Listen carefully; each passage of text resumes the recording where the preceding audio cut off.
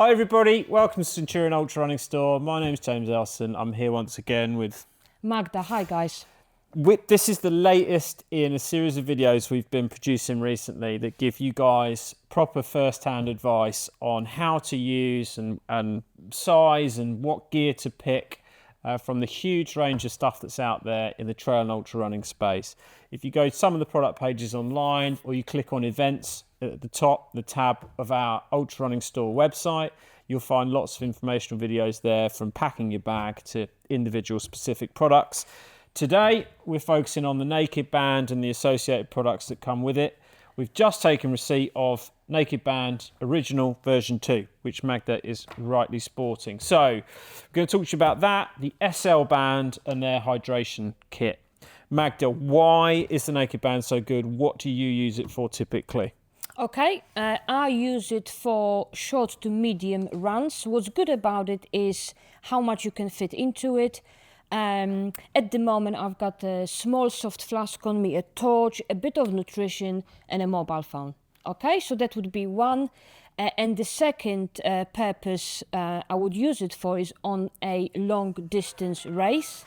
If I want items easily accessible, instead of putting them in my pack, this is my go-to, and also it distributes the weight of everything you have to carry during that race. Absolutely. How about you? Yeah, I'm the same. So typically, if I'm going for a training run, I'll take phone, soft flask, and here is a Salomon 250 or 250ml soft flask.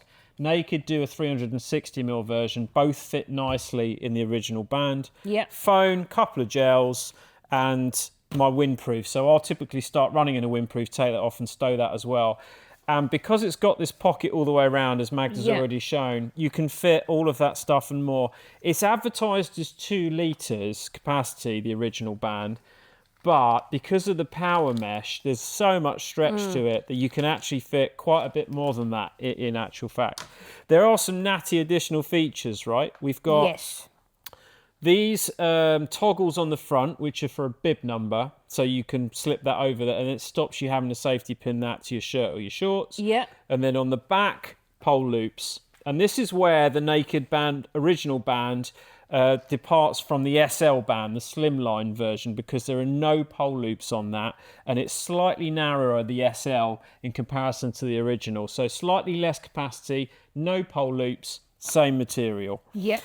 But what's the same for both is essentially what Naked Band is just one continuous pocket running all the way. That's right. Yeah. Yep. There are dividers in there, so there are 3 dividers that split the pockets out and stop things sort of migrating around. The most important thing, and the thing we get questioned on most, is sizing. So how do you size yours, Magda? What's your advice to people who are wondering what size to get? Yeah, so I'll be honest, the best way to choose one is really to come to our store, to try them on yourself to pick the right size. But however, Naked are trying to be very accommodating, and they have 12 different sizes. So if you read quite carefully through the sizing, I'm sure you're going to pick the right one. Now, there are different ways of wearing one.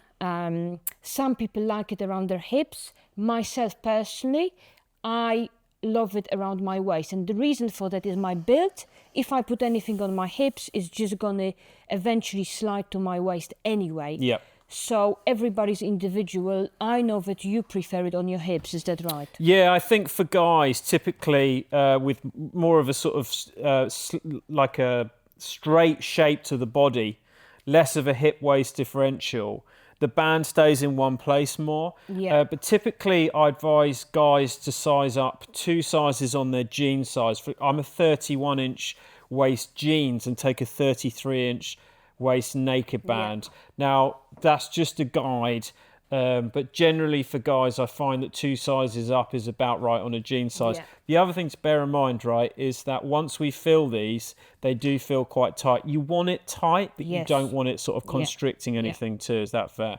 Yeah, I think the size is just to emphasize it's very, very, very individual. I'm wearing size 7, but I can be size small or size large in various sportswear. Yeah. So I wouldn't like to give someone a specific guidance what they should go for. It is very individual, but if you get it right, it just doesn't move, and it stays there no matter how long you're on the move for. Yep. And Magda's shown, obviously, you can wear this over clothing. Yeah. Or, you know, if I'm going training with it, just training run, and it's not particularly full, I'll wear my T-shirt over the top. Yeah. Whereas in a long distance race, I definitely wear it on the outside and stow the poles in the back.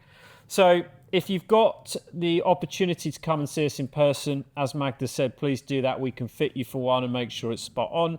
Otherwise, use the size guide on the website, but just bear in mind the things we've talked about there. All good? All good. We hope that was useful. See you in the next one.